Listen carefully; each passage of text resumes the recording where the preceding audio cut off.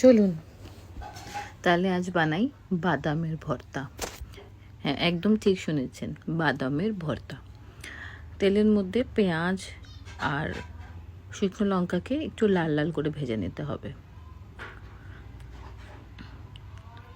জানি আমি না আলু কুমড়ো ওই ভর্তা খেয়ে খেয়ে না আমার মুখ অন্য স্বাদ চাইছিল, তো হঠাৎ একটু ঘুমন্ত অবস্থা দেখেছিলাম এই রিলটা, তো ভাবলাম বানাই, আপনাদের সাথে শেয়ার করি। তারপরে তেলের মধ্যে বাদামগুলো ভেজে নেবো আর একটু নুন দিয়ে দিলাম বাদামের মধ্যে,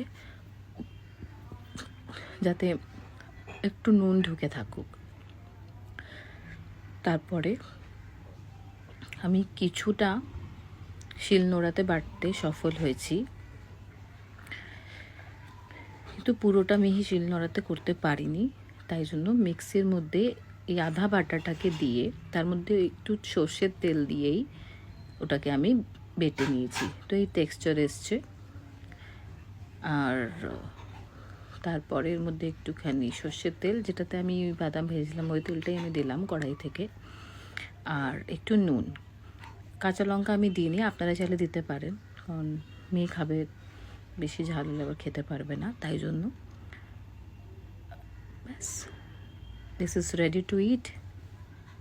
ট্রাই করুন, পারলে আমাকে একটু জানাবেন কেমন লাগলো। Bye bye, see you in next recipe.